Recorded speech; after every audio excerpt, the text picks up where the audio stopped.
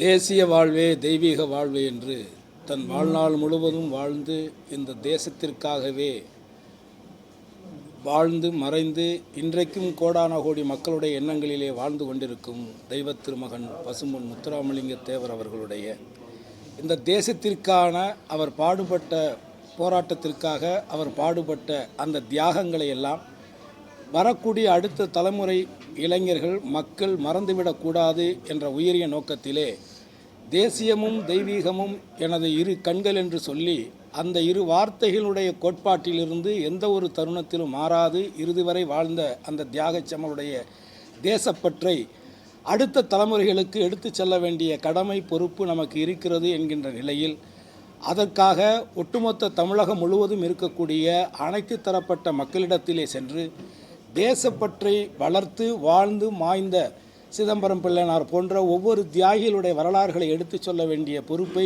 எடுத்துச் செல்ல வேண்டும் என்று நான் முடிவெடுத்து இது சம்பந்தமாக தமிழக காவல்துறையினிடத்திலே அனுமதி கோரியிருக்கிறேன். நிச்சயமாக விரைவில் அது கிடைக்கும் என்று நம்புகிறேன்.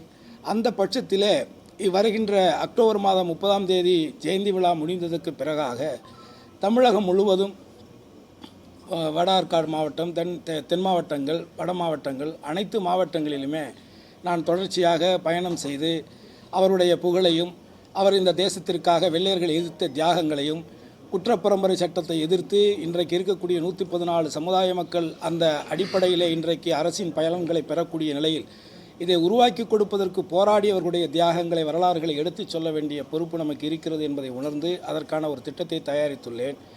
அதை ஒட்டுமொத்தமாக உங்களிடத்திலே பகிர்ந்து கொள்ள வேண்டும். அதே தருணத்தில் இந்த தகவலை அறிந்த பொதுமக்கள் யார் யார் விருப்பப்படுகிறார்களோ அவர்களுடைய கிராமங்களிலிருந்து அழைப்புகளை கொடுத்தால் அந்தந்த கிராமங்களுக்கு சென்று இவர்களை பற்றிய சொற்பொழிவுகளை பேச்சுக்களையும் வரலாறுகளையும் எடுத்துரைப்பதற்கு நான் தயாராக இருக்கிறேன் என்பதை தெரிவிப்பதற்காகத்தான் உங்களை இந்த நேரத்தில் அழைத்தேன். தேசம்னு வரும் பொழுது அந்த காலகட்டத்தில் இருந்த வாழ்ந்த எத்தனையோ தியாகிகள் இருக்கிறாங்க. அதில் நம்ம எந்த பாகுபாடும், ஏன்னா தேசிய தலைவர்களை நம்ம பாகுபாடு தேசத்துக்காக உழைத்தவர்களை மத ரீதியாகவோ ஜாதி ரீதியாகவோ பிரித்து பார்ப்பது என்பது ஒரு இழிவான ஒரு செயல். ஆக ஒருபோதும் அதை நான் செய்ய தயாராக இல்லை. நான் ஒட்டுமொத்தமாக அந்தந்த பகுதிகளே வாழ்ந்த தலைவர்கள் இருப்பார்கள், அவர்களை பற்றி எடுத்துரைக்க வேண்டும். பொதுவாக நோக்கம் குழந்தைகள் மத்தியிலே, அடுத்த தலைமுறை மத்தியிலே தேசப்பற்று, மொழிப்பற்று, மண்பற்று, இனப்பற்று வர வேண்டும் என்பதுதான் நோக்கம். இல்லை, வரலாறுகளை எனக்கு தெரிஞ்சதை நான் எடுத்து சொல்ல போகிறேன். நமது முன்னோர்கள் நமக்கு சொல்லிக் கொடுத்ததை எடுத்து சொல்ல போகிறேன். நமது முன்னோர்கள் எழுதி வைத்த உண்மையான வரலாறுகளை எடுத்து சொல்ல போகிறேன். ஏன்னா இன்றைக்கி சமீப காலங்களாக நீங்கள் பார்த்தீங்கன்னா பொய்யான வரலாறுகள், புரட்டுக்கள் அதிகமாயிருச்சு. அதில் இன்றைக்கு சோசியல் மீடியாங்கிற பெயரில் தவறான தகவல்களை உண்மையென்று நம்பக்கூடிய ஒரு மனநிலைக்கு மக்கள் மடைமாற்றம் செய்யப்பட்டிருக்கிறாங்கிறத யாரும் மறுக்க முடியாத ஒரு விஷயம். அதனால் உண்மையான வரலாறுகளை, ரெக்கார்டு ஆதாரபூர்வமாக இருக்கக்கூடிய வரலாறுகளை, வெள்ளையர்கள் காலத்திலே சண்டையிட்ட அத்தனையும் வரலாறுகளாக ஆவணப்படுத்தப்பட்டிருக்கு. அந்த வரலாறுகளை நம்ம ஆதாரங்களோடு எடுத்து சொல்ல நினைக்கிறேன்.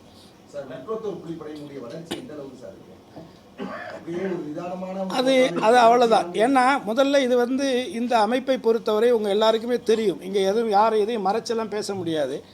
என்னை பொறுத்தவரை என்னுடைய தலைவரும் என்னுடைய கடவுளும் பசும்பொன்னார் தான். அதில் நான் பலமுறை இதை நான் சொல்லியிருக்கிறேன். இதற்கு காரணம் என்ன அப்படின்னு சொன்னால் அவர்கள் வாழ்ந்த அந்த தூய ஒரு வாழ்க்கை தான். எல்லாரும் இதை அதாவது ஃபார்வர்ட் பிளாக்குங்கிற கட்சியை உருவாக்கியவர் யார்? சுபாஷ் சந்திர போஸ். அதை தலைமையேற்று நடத்தியவர் தான் தேவர். ஆனால் அந்த கட்சியினுடைய சாயமே அது ஜாதி கட்சியாகத்தான் அன்றைய காலத்திலிருந்து பரப்பப்பட்டு இன்றைய வரைக்கும் அது நிலைநாட்டப்பட்டிருக்கிறது. ஒரு பொய் திரும்ப திரும்ப சொல்லப்பட்டு அது உண்மையாக்கப்படுது. அதனால் இந்த அமைப்பை பொறுத்தவரை இது ஒரு கல்வி அறக்கட்டளையாக உருவாக்கப்பட்ட அமைப்பு. ஏற்கனவே நான் சொன்னதைப் போல அன்றைய காலகட்டத்தில் 2007 2009 வரை அன்றைக்கு தமிழகத்தில் இருந்த கிட்டத்தட்ட 120க்கும் மேற்பட்ட அகதிகள் முகாமில் இருந்த மாணவ மாணவிகளிலே 1000க்கும் மேற்பட்ட மதிப்பெண்களை பெற்ற மாணவ மாணவிகளை தேர்ந்தெடுத்து அதை நீதிமன்றத்தில் உத்தரவு பெற்று அதற்கு நான் பொருளாதார உதவி செய்து அவர்களை படிக்க வைத்து பட்டதாரி ஆக்கியதனுடைய நோக்கம்தான். அதை தொடர்ச்சியாகத்தான் புரட்சித் தலைவர் அம்மா அவர்கள் எனக்கு அந்த வாய்ப்பை கொடுத்தார்கள். ஆகவே இது அரசியல் கட்சி அல்ல, இது ஒரு அமைப்பு, இது ஒரு அறக்கட்டளை. இந்த அறக்கட்டளை கல்வி ரீதியாக தடுக்கப்படுகிற வறுமை நிலையில் இருக்கக்கூடிய மாணவ மாணவிகளை தேர்ந்தெடுத்து உதவி செஞ்சது. காலப்போக்கில் அது இன்றைக்கு இந்த நிலையில் இருக்குது. ஆகவே நாம் யாருக்கும் தாழ்ந்தவர் அல்ல, நமக்கு யாரும் தாழ்ந்தவர் அல்ல என்கின்ற தெய்வ திருமகனாருடைய வாக்குதான் இந்த அமைப்பினுடைய நிலைப்பாடு. சமீபமா 2 நாளா அந்த ஜிஎஸ்டி அன்னபூர்ணா ஆமாம் வந்து மன்னிப்பு கேட்க வச்சிருக்காங்க. அன்னைக்கு தலைவரும் கண்டனம் தெரிவிச்சிருக்காங்க. இல்லை அது அதாவது ஜிஎஸ்டி நியாயமாக நான் ஒரு நடிகனாக நான் சம்பாதிக்கிற பணத்தில் 18% நான் ஜிஎஸ்டியாக கட்டுறேன். ஒரு நாட்டினுடைய சட்டத்திட்டத்தை நான் மதிக்கிறேன். இந்த நாட்டினுடைய குடிமகனாக இந்த தேசத்தினுடைய நலனுக்காக நான் அதை ஏற்றுக்கிறேன். நான் வறுமையில் தான் இருக்கேன். ஆனாலும் நான் சம்பாதிக்கக்கூடிய அந்த பணத்தில் 18% ₹1,00,000 நான் சம்பளம் பெற்றேன். ஆனால் 18,000 ரூபாயை இந்த தேசத்திற்கு நான் கொடுக்குறேன். அதனுடைய நோக்கம், இதை வசூல் செய்கின்ற இந்த அரசு அந்த பணத்தை மக்களுடைய நலனுக்காக, மக்களுடைய எதிர்கால திட்டங்களுக்காக, எதிர்கால சந்ததிகளுக்காக செலவிடுகிறதா என்று பார்த்தால் அது இல்லை. மக்களிடத்தில் இருந்து பெறக்கூடிய இந்த ஜிஎஸ்டி போன்ற வரிகளை பெற்று அதானி அம்பானி போன்றவர்களை வளர்த்து விடுவதற்கு நான் ஏன் உழைக்க வேண்டும் என்கின்ற கேள்வி எனக்குள்ள வருது. ஆக இந்த ஒரு வியாபாரி சங்கத்தினுடைய பிரதிநிதியாக கலந்து கொண்ட அந்த அன்னபூர்ணாவினுடைய முதலாளி அவர்கள் அடிப்படையிலே ஒரு சராசரி குடும்பத்தில் பிறந்து உழைத்து வாழ்க்கையிலே முன்னேறி இன்றைக்கு ஒட்டுமொத்த உழைப்பால் உயர்ந்த அந்த சிறு பெரு வியாபாரிகளுக்கு அவர் ஒரு பிரதிநிதியாக அந்த நிகழ்விலே கலந்து கொண்டிருக்கிறார். அவர் உண்மையை கேட்கிறார். பன்னுக்கு வரி இல்லை, ஆனால் அதில் தடவுகின்ற ஜாமுக்கு 18% வரி போடுகிறீர்கள் என்று கேட்கிறார்.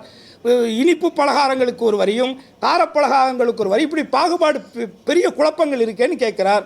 உடனே அவரை அழைத்து நீங்கள் அடுத்த நாள் வந்து மன்னிப்பு கேட்க வைப்பது என்பது இதுதான் பாஜக அரசினுடைய நிலை. ஒட்டுமொத்த தமிழகத்தில் இருக்கக்கூடிய அத்தனை வியாபாரிகளையும் அவர்கள் அசிங்கப்படுத்தி இருக்கிறார்கள், அவமானப்படுத்தி இருக்கிறார்கள். இதற்கு மேலே என்ன நடக்கணும்? இதை விட ஒரு சர்வாதிகாரம் என்னவாக இருக்க முடியும்? ஒரு கலந்தாய்வு கூட்டத்திலே கேட்கின்ற கேள்விக்கு பதிலை சொல்லுகின்ற ஒருவரை நீங்கள் மீண்டும் அழைத்து அவரை நீங்கள் மன்னிப்பு கேட்க வைக்கிறீர்கள் என்று சொன்னால் இது அன்னபூர்ணாவினுடைய முதலாளிக்கு ஏற்பட்ட அவமானமாக நான் நினைக்கவில்லை. ஒட்டுமொத்தமாக தமிழகத்தில் இருக்கக்கூடிய அத்தனை குடிமக்களுக்கும் அத்தனை சிறு குறு வியாபாரிகளுக்கும் ஏற்பட்ட அவமானமாக நான் இதை கருதுகிறேன்.